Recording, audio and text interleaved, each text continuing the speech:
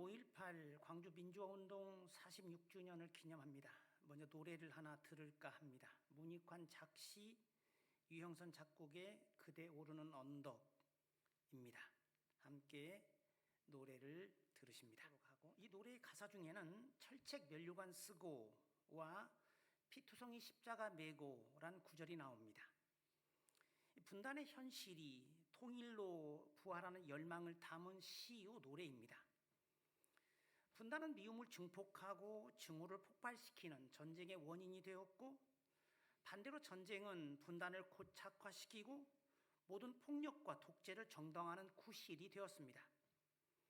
이 노랫말은 모순과 질곡으로 점철되어 있는 비극적 삶의 자리로서 불완전한 분단의 역사를 잘 묘사하고 있습니다. 분단은 존속하는 불안의 요소요, 그래서 마치 에서와 야곱의 극적인 화해와 같은 통일이 답이다라고 했던 것입니다. 형제의 불화로서 남북의 대결은 군부의 독재가 바로하게 된 토양이었고, 국가보안법을 필두로 자유의 억압을 정당화하는 명분이었고, 5.18도 그 흐름 속에 있습니다. 지금까지도 북한 특수부대가 투입된 폭동이라고 하는 주장이 여전히 있고, 말도 안 되는 것 같은 이야기들이, 뒤틀린 세상은 멍에, 즉 십자가를 메는 이들을 요구합니다. 한강의 소설 소년이 온다에서 생생하게 그리고 있는 5.18을 기념하는 것은 이 비뚤어진 시대의 수레바퀴에 짓눌린 무수히 많은 희생자들과 죽음을 불사하고 뒤뚱거리는 시대를 바로잡으려고 했던, 그리고 그렇게 민주의 광장을 연 사람들을 기억하는 기회입니다. 민족의 십자가를 맨 그들은 그들 이후에 오는 사람들이 살아갈 민주주의의 땅을 개간한 사람들입니다. 그들이 사실은 역사가 이어지게 하는 다리가 된 이들이었음을 깨닫고, 그들을 그렇게 사용하신 그분을 생각하는, 오늘 우리가 살아가는 민주주의의 옥토는 그들이 일군 터전이었습니다. 우리의 삶은 그들에게 빚을 지고 있습니다. 기념은 그것입니다. 그 빗나간 시대에 의연하게 맞섰던 사람들을 기억함으로써 역사의 비극을 부둥켜 안는 의로운 또는 무고한 죽음을 기억하는 그 괴로움을 감내하는 것입니다. 우리가 예배 중에 5.18을 기억한다는 것의 의미를 분명히 하려 합니다. 그것은 땅에 한숨과 탄식의 소리를 하늘에 닿게 하는, 내 형제의 목소리가 땅으로부터 나에게 소리치고 있다. 땅이 그 입을 벌려 내 손에서 내 형제의 피를 받아 마셨다. 그 사건은 이제 예수의 이름으로 하늘에 올려지는 우리의 기도가 되고, 그렇게 하늘이 관여하도록 생명의 근원과 연결시키는 것입니다. 하늘에 호소하는 무고한 핏소리가 들리는 땅은 평화롭지 못하고 형통할 수 없습니다. 하늘로 올려지는 환난과 시련은 무의미한 고통과 원성을 넘어서게 됩니다. 야곱이 밤새 야복강가에서 했던 그 씨름 같은 고민과 같이 겟세마네에서 드렸던 기도와 함께 짊어졌던 십자가가 그것입니다. 우리가 내뱉는 탄식과 신음을 대변하는 십자가의 외마디 엘리 엘리, 그것은 가장 사랑하고 마지막 순간에 떠오르는 그분에게 향한 끝내 우리의 신뢰를 놓지 않았다는 것을 드러냅니다. 예수께서 지신 십자가는 도대체 무엇입니까? 한 유대 남자가 그것을 지기까지 하늘 뜻에 따름으로 그 죽음의 형틀은 생명의 길이 되었습니다. 그는 그 자신의 육체를 찢어 하늘과 땅을 연결하는 다리로 만드셨습니다. 저는 히브리서 저자가 예수 그리스도에 대하여 한 말을 생각합니다. 그 길은 우리를 위하여 휘장 가운데로 열어놓으신 새로운 살 길이요, 휘장은 곧 그의 육체니라. 누구도 갈 수 없는 곳인 지성소, 즉 하나님의 현존과 생명의 근원인 그분과 마주 대할 수 있는 곳에 이를 수 있게 된 생명의 샘에 접속된 고난은 이제 그 이상의 의미를 갖게 됩니다. 모든 사람들이 그를 통하여 하늘 아버지에게로 가는 참 생명의 길이 된 것입니다. 우리가 아는 대로 내가 곧 길이요 진리요 생명이란 내가 참 삶의 길이다 라는 뜻이었고, 저는 이것을 의미를 늘 우리의 무거운 돌이 아름다운 꽃이 되었다고 표현합니다. 십자가에서 이루어진 사건 때문에 십자가는 모순의 희생물이 되는 비극과 함께 그것을 넘어서는 구원의 상징이 되었습니다. 십자가는 처참한 비극을 넘어 하나님의 사랑의 증거로 바뀌었습니다.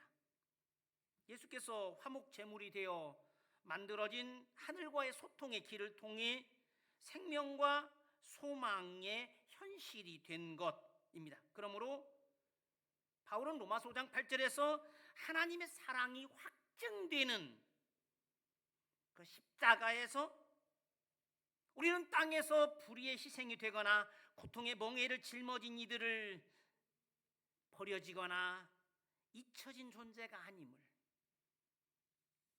확인합니다. 역사는 반복된다 했던가요?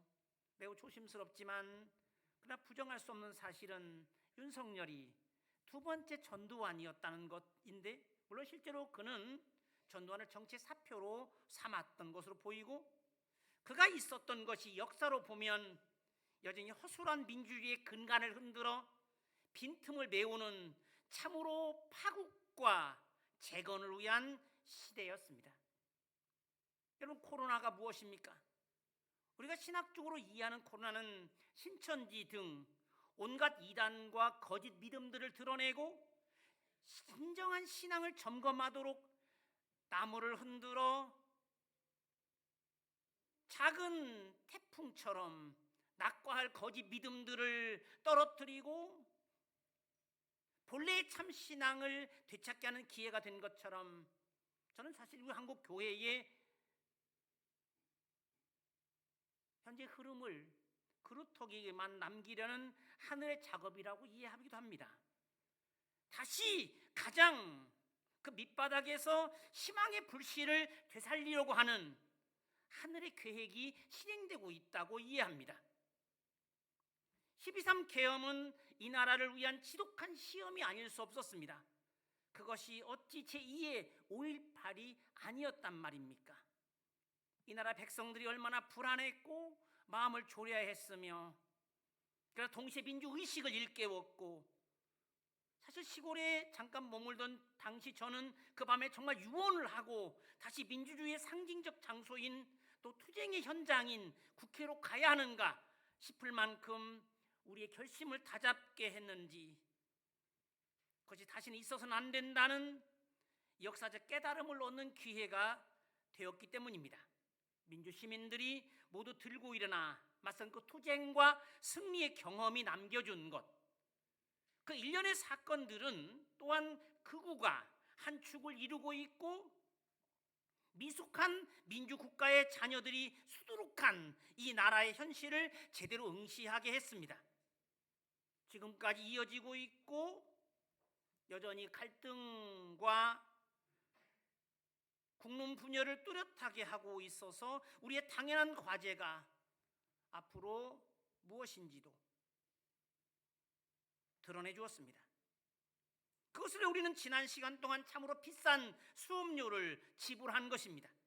값없이 얻을 수 없는, 비용을 대지 않고는 획득할 수 없는, 개인들이 스스로 경험하고 터득하지 않으면 아무리 좋은 금과 옥조와 같은 교훈도 자기 것이 될 수 없듯이, 배울 수 없는 것이듯이 역사도 나라도 마찬가지입니다. 사람은 실수와 잘못으로부터 배웁니다. 거기 불행과 고통으로부터 배울 수 있으므로 인간이고, 우리는 그 학습장에서 지내왔던 것이죠. 그 긴 여정 속에서 허약한 민주주의가 다져지고 틈새가 메워지고 엉성한 구조가 견고해집니다. 진짜 혁명은 여전히 진행 중에 있고 앞으로의 과제가 더 무거울 수 있음을 우리 시대에 십자가를 메고 있는 사람들을 통해서 말입니다. 우리가 따르는 예수가 누구입니까? 세상 죄를 지고 가는 하나님의 어린 양이었습니다. 십자가는 그가 모든 고통받는 이들을 대신하여 맨 바로 그 멍에 하나님이 그에게 지웠던 우리 무리의 죄악을 그에게 담당시키셨도다.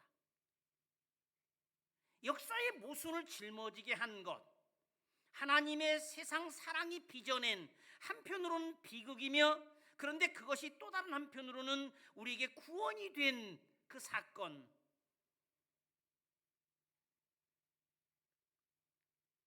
그 찬송가에는 이 고난 주제 아래 16개 찬송들이 있는데요, 143장부터 158장까지를 살펴보면 이 찬송은 사실은 신앙 고백이자 신학이 반영되어 있는데 그의 죽음이 우리에게 어떤 것을 가져왔는지를, 그가 맨 멍에는 우리에게 구원의 땅이 되었음을,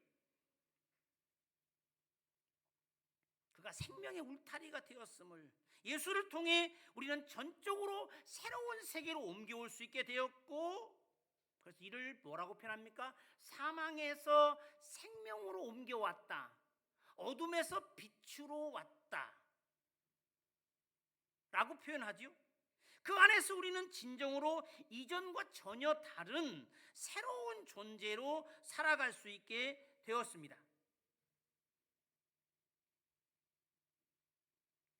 그를 기억하는 것은 죄인인 우리를 위해 죽었다가 살아나신 그분을, 즉 거기서 드러나는 하나님의 사랑에 감격하여 그 정신에 붙들려 예수의 뒤를 따라 살아가지 않을 수 없게 되었다는 것을 말합니다. 그것이 우리의 과제가 되었고 피할 수 없는 운명이 되었음을, 이 고린도후서 5장 한 구절만 보면 그리스도의 사랑이 우리를 강권한다, 끌고 다닌다. 그가 모든 사람을 대신하여 죽으심은 살아있는 자들로 하여금 다시는 그들 자신을 위하여 살지 않고 오직 그들을 대신하여 죽었다가 살아나신 이를 위하여 살게 하려는 것이다. 윤동주의 시 십자가가 묘사하고 있듯이 괴로웠던 사나이 행복한 예수 그리스도의 뒤를 따르는 이들의 길은 정해졌습니다. 쫓아오던 햇빛인데 지금 교회당 꼭대기 십자가에 걸리었습니다.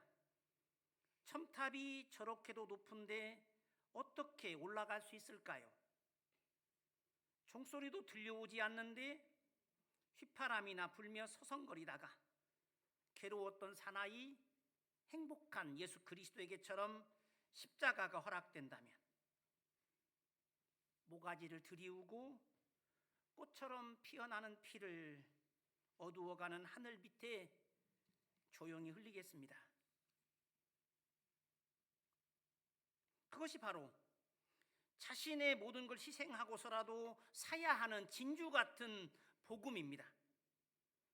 우리는 이 시대의 이 시에서처럼 괴로움을 쓸어안고 행복한 삶을, 즉 행복을 담보한 괴로움을 견디며 조용히 그의 뒤를 따르는 이들임을 고백합니다.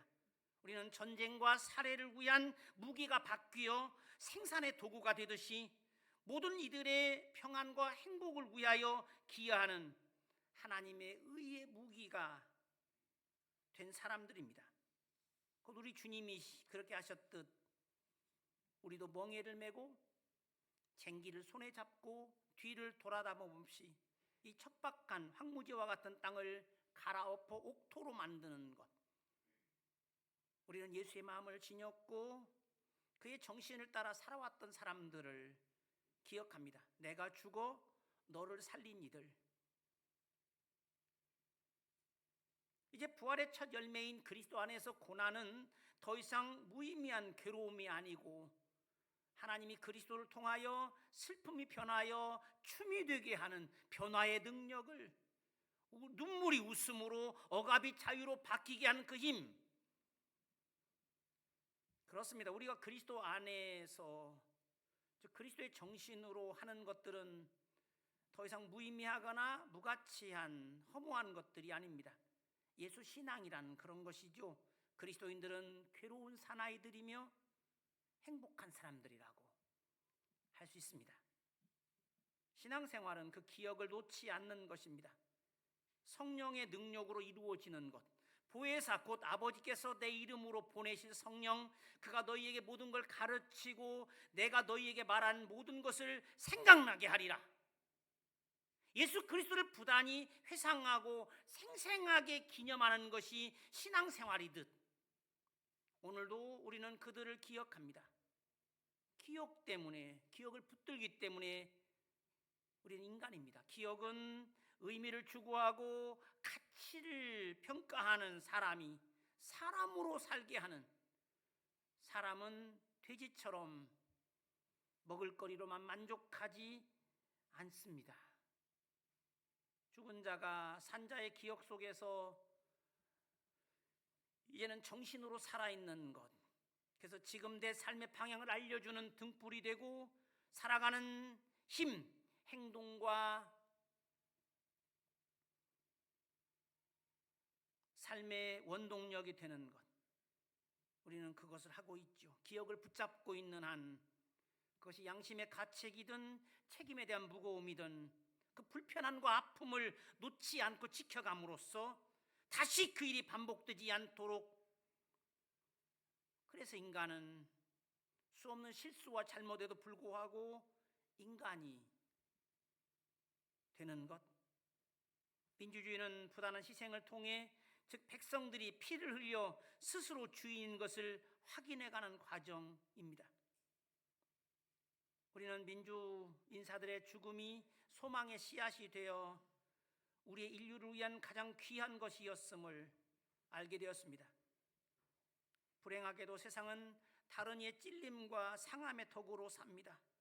그것을 잊지 않음으로써 우리는 또 다른 이들이 감당해야 할 무의미한 고통과 무고한 희생을 줄여가고, 그렇게 다른 이들이 우리를 위하여 그렇게 했듯 우리도 앞으로 또 다른 이들이 누리게 될 생명의 광장을 넓혀가는 것, 그 깨달음이 사람입니다. 역사의 잘못을 통해 배우고 감사함으로 값진 희생을 과거로 흘러가게 두지 않고 오늘을 살아있게 하는, 그래서 기억은 지금 우리로 하여금 제대로 보고 알게 하는 등불이 되고 옳고 바르게 살게 하는 힘이 되고, 역사의 어느 시점이 어둡지 않았던 때가 있었고 절망적이지 않았던 때가 있었습니까? 그때마다 그들을 꺼지지 않고 항상 되살아오는 횃불로 삼으신 그분, 빗나간 역사와 인간으로 하여금 다시 그리로 돌아오게 하는 빛으로 만드신 분, 그분 앞에서 우리는 기억하고, 그 기억은 길을 알려주는 등불이 되고, 기억은 행동하게 하는 동기가 되고 또다시 새롭게 시작하는 힘이 됨을 잊으면 안 됩니다. 여러분, 지금 행복하지 않은 것은 연애의 기쁨을 잊고 신혼의 기억이 희미해졌기 때문인 것처럼, 지금 사람처럼 살지 못하는 것은 값진 희생을 잊었고 진정한 감사를 놓쳤기 때문인 것처럼, 그러므로 기억은 그런 일이 다시 일어나게 될 때 그것을 막아내는 두터운 방벽이 되고 독재에 대한 더욱 큰 저항의 힘이 되는 것. 그래서 야나스만이라고 하는 이집트 학자가 말했던 것처럼 기억은 혁명일 수밖에 없는, 부디 하나님 나라 역군으로서 예수를 그리고 그를 닮아 이 나라의 백성으로 살았던 사람들을 기억하며 우리의 삶을 다잡을 수 있기를 주님의 이름으로 축원합니다. 하나님 아버지, 감사합니다. 죄악과 모순으로 가득한 세상에서 권력을 탐하고 인간을 억압하는 이들에 의해 희생을 당했거나 거기에 맞서 싸우느라 스스로 목숨을 내놓은 이들을 기억합니다. 그들이 말로 다할 수 없는 극한의 고통과 괴로움이지만 우리는 주님 앞에서 주님을 닮고 주님을 뒤따른 사람들을 잊을 수 없습니다. 주님께서 아들을 보내어 땅에서 세상 죄를 지게 하신 어린 양처럼 불행과 재앙의 때에 불의한 역사의 잘못을 세상 밖으로 밀어내고 올바른 삶의 땅으로 다시 세우기 위하여 죽음을 불사하고 의로운 도구가 되어 살았던 이들을 생각합니다. 주님을 닮은 그리고 주님의 뒤를 따른 이들을 주님 기억해 주시고 그들을 주님의 품에 안아주시옵소서. 쓰러져간 것 같은 그들의 역사를 그들을 역사의 디딤돌로 삼아주시고 그들의 희생을 통해 민주주의의 광장이 더욱더 굳건해지고 넓어지게 하시고 다시는 그런 불행이 반복되지 않도록 인권과 정의의 울타리를 튼튼하게 세워주시옵소서. 우리 역시 시대의 과제에 눈 감지 않게 해주시고 하늘의 지혜와 힘을 얻어 이 땅에 주님의 나라를 일구어 가는데 혼신의 힘을 다하게 하시옵소서. 우리 구주 예수 그리스도의 이름으로 기도하옵나이다.